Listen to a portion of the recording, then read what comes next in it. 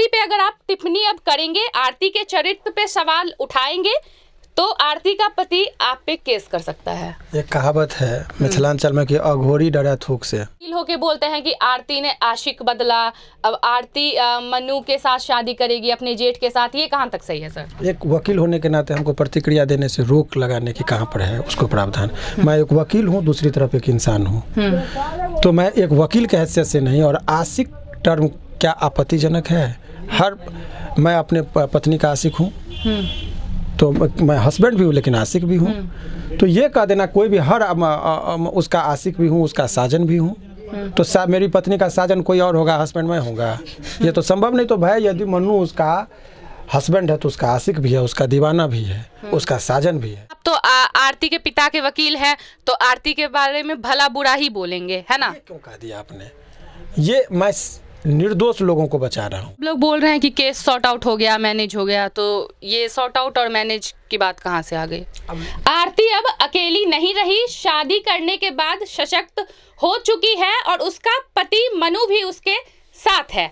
तो सर आरती पे अगर आप टिप्पणी अब करेंगे, आरती के चरित्र पे सवाल उठाएंगे तो आरती का पति आप पे केस कर सकता है। एक कहावत है मिथिलांचल में कि अघोरी डरा थूक से। अघोरी जो तो उसको थूक का डर कहा जाता है। तो भाई सपेरा को सांप से डराइएगा, वकील है उनको केस से डराइएगा, तो हम लोग डरने वाले हैं? तो इसीलिए उनकी जो ये प्रतिक्रिया है उस पर मुस्कुराहट आती है।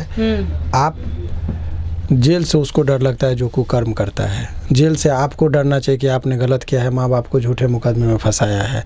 आपको डरना चाहिए कि आपने जो है सो देखिए बहुत कड़े शब्दों का इस्तेमाल इसलिए नहीं कर रहा हूँ कि कहीं ना कहीं वो एक बच्ची है और उसके खिलाफ बोलने में थोड़ा सा जुबान अलाउ नहीं कर रहा है। कहीं डर तो नहीं लग रहा? डर की, और देखिए मैंने बहुत कुछ कह दिया, डर और लिहाज दोनों में अंतर है। तो हम जिस परंपरा और जिस कल्चर में हमारी परवरिश हुई है उसमें कहीं ना कहीं अपनी मर्यादा का ख्याल आ जाता है, इसीलिए ज़्यादा नहीं कहिए। और उनकी राय है और उनका मनोबल बढ़ना भी चाहिए, क्योंकि वो देखते ही देखते जिसने उसको पैदा जिसने उसको पैदा किया उसको यदि वो सलाखों के नीचे भिजवा दी है तो मनोबल तो उसका है। इसीलिए उसको मैं खुली चुनौती देता हूँ कि आपको जो भी आपके पास मैकेनिज्म है आप उसका इस्तेमाल कर आप हमारे खिलाफ जो एक्शन लेना चाहें आप ले सकते हैं। लेकिन ये कहाँ तक सही है सर? आप वकील होके बोलते हैं कि आरती ने आशिक बदला, अब आरती मनु के साथ शादी करेगी अपने जेठ के साथ, ये कहाँ तक सही है सर? एक वकील होने के नाते हमको प्रतिक्रिया देने से रोक लगाने की कहाँ पर है उसको प्रावधान। मैं एक वकील हूँ, दूसरी तरफ एक इंसान हूँ, तो मैं एक वकील के हैसियत से नहीं। और आशिक टर्म क्या आपत्तिजनक है? मैं अपने पत्नी का आशिक हूँ, तो मैं हस्बैंड भी हूँ लेकिन आशिक भी हूँ, तो ये कह देना कोई भी उसका आशिक भी हूँ, उसका साजन भी हूँ, तो मेरी पत्नी का साजन कोई और होगा, हस्बैंड मैं होगा, ये तो संभव नहीं। तो भाई यदि मनु उसका हस्बैंड है तो उसका आशिक भी है, उसका दीवाना भी है, उसका साजन भी है। इसका एक साइनोनिम्स मीनिंग है। तो शब्दों की व्याख्या जब करेंगे तो इतना किताब जो देखते इतनी मोटी मोटी किताबों में शब्दों का ही व्याख्या होता है, तो उस चीज़ पर अभी व्याख्या हम नहीं करेंगे। तो मैंने कहा कि साजन बदला शुरुआत में, इसलिए अभी भी अपने बयान पर कहूँ कि आशिक बदला। शुरुआती दौर में उसने कहा कि मैं छोटू की महबूबा हूँ।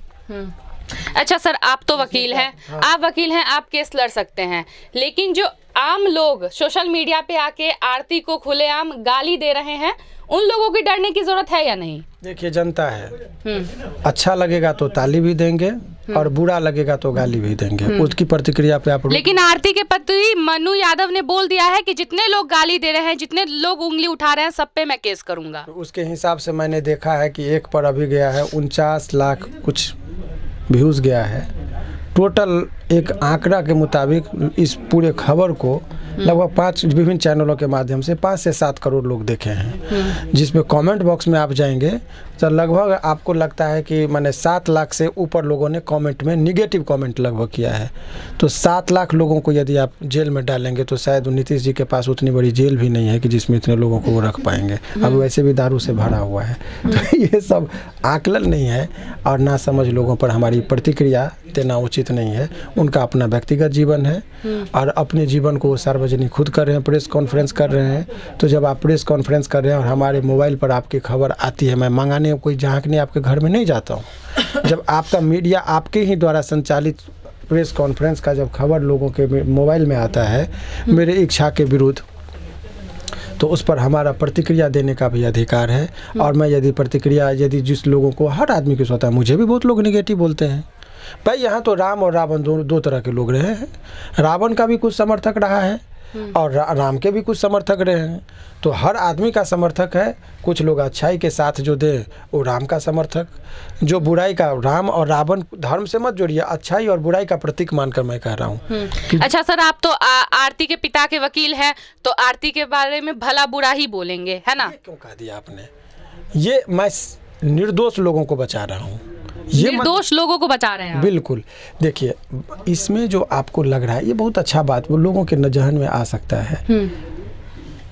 तो एक कहावत है कि मैं जब कभी भी प्रतिक्रिया देता हूं तो मैं, आप देखेंगे कि अभी केस के संबंध में जब मैं बात करूं तब मैं उसकी बात करूं तो कोर्ट के सामने मैं एक वकील होता हूं। लेकिन यहाँ पर जब आप बात मैं कर रहा हूं आप लोगों से, तो समाज का जो मेरा एक दायित्व है, एक भारतीय नागरिक होने के नाते मेरा कुछ कर्तव्य है। इस मिट्टी पर मैं सांस लेता हूं, तो इस मिट्टी का ऋण तभी मैं चुका पाऊंगा कि मैं जब अच्छाई और सच्चाई का साथ दूं। तो मैं अपने पैसा कमाने और कागज़ पत्र और फाइल तक ही सीमित रहूँ तो मेरा निजी जीवन और व्यक्तिगत जीवन होगा। इसमें से यदि कुछ अंश में यदि अपने समाज में जो गुमराह लोग हो रहे हैं, कुछ लोग दिग्भ्रमित हो रहे हैं, उनको यदि अपने जो ही है अल्पज्ञानी हो, मैं ये नहीं कह रहा हूँ कि मैं बहुत सर्वशक्तिमान हूँ, लेकिन मेरे पास जितना ही यदि एक मोमबत्ती होता है, एक बल्ब है और एक बहुत बड़ा वेपर लाइट होता है, तो हमारी हस्ती है एक मोमबत्ती टाइप का। मैं जल रहा हूँ, थोड़ा ही दूर प्रकाशित कर रहा हूँ, लेकिन जितना ही दूर मैं प्रकाशित कर रहा हूँ वो मेरे लिए अच्छा है। कि मैंने ये नहीं मैटर करता है कि आपने पूरे दुनिया के अंधकार को समाप्त नहीं किया। मैं ये कह रहा हूँ कि मेरी मोमबत्ती मैं प्रकाशित कर रहा हूँ, क्या कितने दूर कर रहा हूँ ये मैटर नहीं करता है। तो मुझे जो अच्छा लग रहा है वो कर रहा हूँ, और इसीलिए इस पर एक वकील होने के नाते मत देखिए इसको, एक भारत के नागरिक होने के नाते जो मेरा कर्तव्य है उससे कोई मुझे रोक नहीं सकता। सब लोग बोल रहे हैं कि केस सॉर्ट आउट हो गया, मैनेज हो गया, तो ये सॉर्ट आउट और मैनेज की बात कहाँ से आ गई? अब जितनी मुँह उतनी बात, उस पर हमारी प्रतिक्रिया क्या लेंगे? ये लोगों की अपना सोच है। और बहुत लोग, इसमें सच्चाई नजर आ रही है? इसमें इस बात पर कोई प्रतिक्रिया लायक बात ही नहीं। ये सब चीज़ लोगों का, अब लोगों के व्यू पर हम कैसे प्रतिक्रिया दें, ये लोगों का अपना अपना ओपिनियन है। लेकिन ये अल्पज्ञानी लोग इस तरह का बात करते जो चीज़ों को तर्क से नहीं समझ पा सकते, जिनके पास तर्क शक्ति कब आती है? अध्ययन से। हमारे और हमारे बात में तर्क है, क्योंकि मैं सरस्वती का साधना करता हूँ, तो तर्क आपके पास अध्ययन से आता है। और एक चीज़ और जान लीजिए, बहुत लोगों का ये वगैरह, ये यंग एडवोकेट हैं, तो बुजुर्गियत जो है ना सो उम्र से नहीं आती। बहुत लोग बूढ़े भी हो गए लेकिन बहुत लोगों को ज्ञान नहीं है। तो बुजुर्गियत उम्र से नहीं, अध्ययन या अनुभव से आती है। आप कम उम्र में ही यदि आप अध्ययन कर लिए तो आप में बुजुर्गियत आ जाएगी। तो ये जो तमाम तरह की चीज़ें हैं, सचिन तेंदुलकर को आप देखेंगे बहुत अल्पकाल में ही वो क्रिकेट के दुनिया में नाम कमा चुके थे। लता मंगेशकर बहुत अल्प अवधि में ही संगीत के दुनिया में फैल चुके थे। तो एक एज होता है, इसीलिए उम्र और बुजुर्गियत, इसका एक जो कहिएगा कि बुजुर्ग हैं तो अक्लमंद ही होंगे, ये कहना उचित नहीं है। और बच्चा यदि छोटा ही है तो अकल नहीं है, तो ये भी कहना गलत है। और इसका उदाहरण आप महाभारत में देखेंगे, जब अभिमन्यु को, चक्रव्यूह का किसी को में प्रवेश करने का शक्ति नहीं था, तो अभिमन्यु वहाँ पर गए थे। तो वहाँ पर बड़े बड़े महारथी थे और बड़े बड़े बुजुर्ग भी थे, और भीष्म पितामह जैसे महारथी भी थे। इसीलिए उम्र और बुजुर्गियत इस सब का चीज़ का ये है। तो आप उस पर भी आप, यही मेरा है। और क्या कहें आप? सर, सुनने में आ रहा है कि आप ये भी बोलते हैं कि आरती को मैं जेल भेजवाऊँगा। ये नहीं मैंने कहा है कि जेल भेजवाऊँगा, मैं एडवर्स इन्वेस्टिगेशन। लगता है कि आरती जेल जाएगी? जरूर जाएगी। आरती जेल जाएगी? जाएगी, जरूर जाएगी। आरती बोलती है कि अगर मैं गलत हूँ तो मैं जेल जाने के लिए तैयार हूँ। वो है गलत, तो इसीलिए स्वीकार कर रही है। वो तो गलत की है, निर्दोष लोगों को फंसाई है, और आज न कल वो चीज़ आएगा। तो वो गलत करने वाले लोग जाएंगे जेल, कोई भी हो। मैं हूँ, मैं गलत करूँगा, मैं जेल जाऊँगा, तो ये तो कोई गलत बात नहीं है। मेरा एलिगेशन यही है कि निर्दोष लोगों को जेल में डाली है, एलिगेशन यही है, और ये सत्य भी है। तो जैसा कि आप देख रहे थे, ये हमारे साथ शिवनंदन भारती हैं, जो आरती के पिता के वकील हैं, और बोल रहे हैं कि आरती को जेल भिजवा के रहूंगा। आरती ने गलत किया है, निर्दोष लोगों को जेल भिजवाया है। तो आप लगातार आरती की अपडेट देख रहे थे हमारे चैनल के माध्यम से। मैं थी आपके साथ हिमांशी। तब तक के लिए बने रहिए। बहुत बहुत धन्यवाद।